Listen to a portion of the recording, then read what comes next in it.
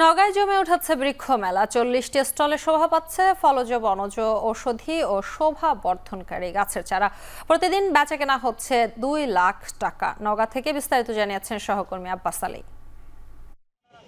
নওগাঁ শহরের নওজোয়ান মাঠে সপ্তাহব্যাপী চলছে বৃক্ষ মেলা।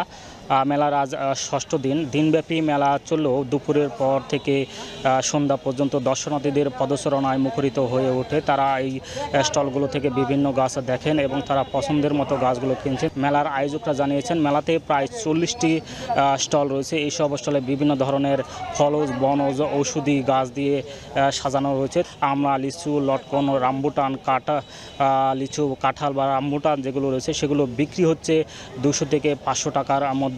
এছাড়া ফুলের গাছ, কাঠগোলাপ, বাগান বিলাস, কামিনী, রঙ্গন, হাসনাহেনা, বাগান বিলাস এইসব গাছগুলো বিক্রি হচ্ছে 100 থেকে 250 টাকার মধ্যে। তবে বেশি যেই গাছগুলো বিক্রি হচ্ছে সেগুলো হচ্ছে শোভাবর্ধনকারী এবং ছাদ বাগানে যেই গাছগুলো রয়েছে সেই সব গাছগুলো বেশি বিক্রি হচ্ছে। এই ছিল আমার কাছে মেলা থেকে সব শেষ।